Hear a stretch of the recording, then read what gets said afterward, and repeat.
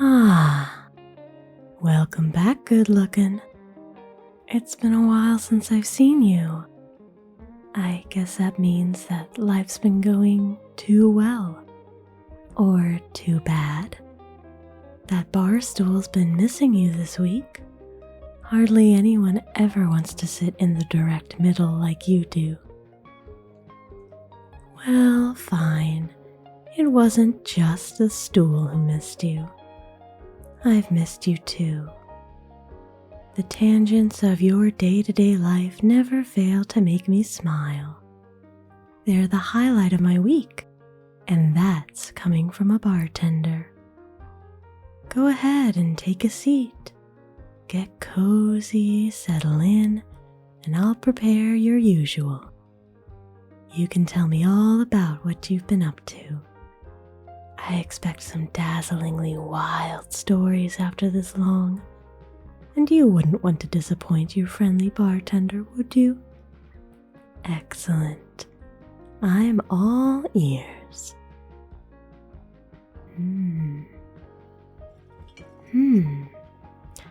Ah. Oh, wow, you don't say. You know what, sweetheart?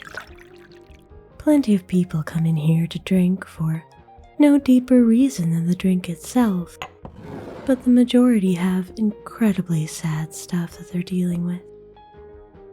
You, on the other hand, you're one of the most entertaining customers I have, despite your own baggage.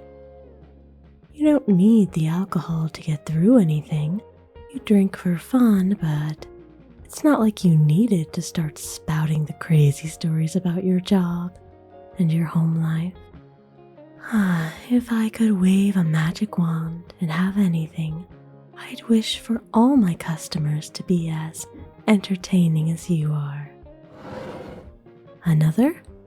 You got it, sweetheart. Don't think I won't keep pouring if it means those loose lips keep feeding me all your gossip and adventure. I've been doing this job a while, you know. I've heard some crazy stories in my time, but I don't think anyone has had a regular 9-to-5 job with so much enjoyable drama that hasn't driven them insane. You're a glutton for it, I'd say. How else could you function without that optimistic spunk? It's admirable how you swallow down so much toxicity and seem to, excuse the phrase, but vomit up positivity in response. It's so refreshing to hear someone recount the events of their life without crumbling under the weight of every little inconvenience being thrown on top of them. I mean, don't get me wrong, everyone needs a place to vent their frustration with life. And it's absolutely valid. Why do you think we do such stiff business here? But it's the bulk of what I hear from one night to the next. Hearing about people's exes, or the poor state of the economy, or the struggles of work, it all starts to blend together after a while. But then you come in with your lively smile and endless cheerfulness, and you can't help but stand out, like a bright splash of color in a gray room. I'm sorry. I know I say this every time, but that's just how much I appreciate you. All right. If you need another few drinks to stop laughing at my feelings, I'll fill that glass right up. You're really making up for lost time tonight, aren't you? Drink the bar dry after avoiding me for a week, If it wasn't the weekend, I'd have cut you off by now, but you're way easier to handle than a lot of other people when they've lost their senses. At least you smile and laugh instead of sobbing all over my bar. I get so bored wiping up all the tears, you know. That's right. you do all your crying in private and come to the bar to party, whatever works the best for you. Though I just want to say that I'll always be here if you ever did need to cry somewhere other than your room. Maybe complaining about the string of depressed drunks crying about their lives is my way of doing the exact same, but that doesn't mean that I can't have a personal stake in some people from my job. I'd gladly let you cry all over my bar or my shoulder if you really needed to. Sometimes you seem so happy that it's unreal, and I worry for you. But at the same time, that spark in your eyes tells me that it's not an act. I think this will be the last drink I'll pour for you tonight. Any more would be irresponsible of me, and you're already talking nonsense. Now drink up and enjoy.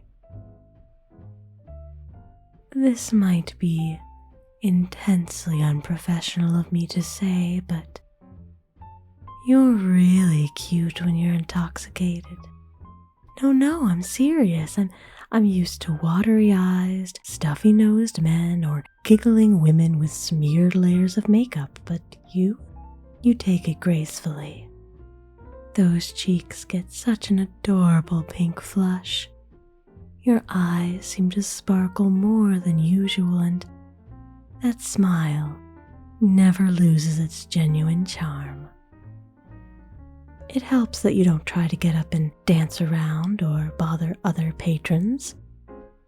You just sit there, all nice and happy, while the buzz goes through you.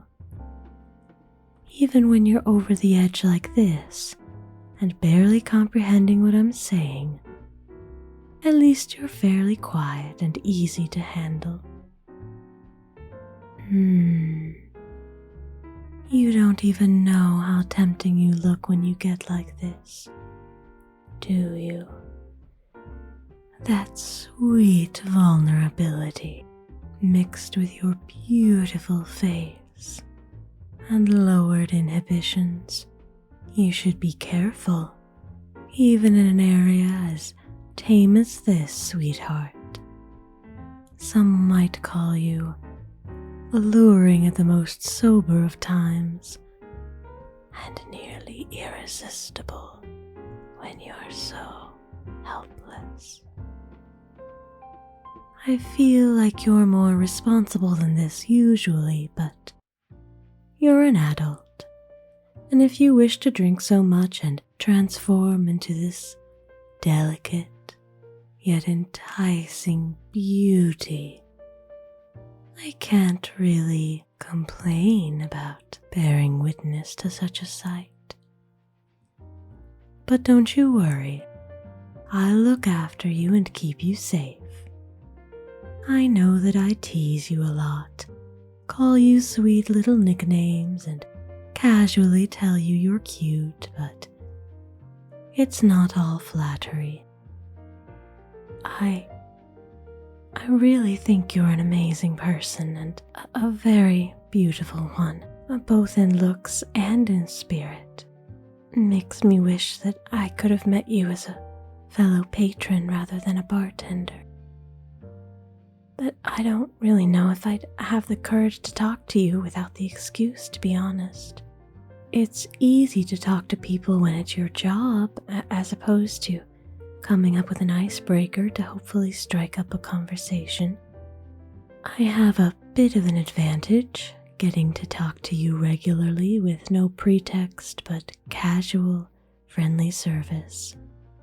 It's probably why I've been nervous to try to suggest anything more between us, but I feel like you've been dropping me some pretty major hints over the last month or so.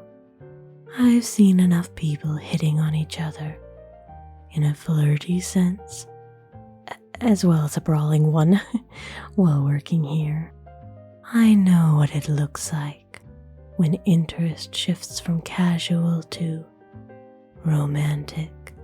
I've been picking up on those vibes from you lately, letting your fingers brush mine when I slide you drinks, winking at me when you lament being single, calling me a beautiful catch. I wouldn't think anything of it if I didn't know what to look for. Maybe we've been teasing each other for long enough. I think the time is right, don't you? Ah, I knew it. I can spot a crush a mile away. Here, let me write you a little note on my bartender card. You told me last night that you wouldn't mind meeting up somewhere other than the bar for a proper date this time. Please text or call me if that would still interest you without the liquid courage.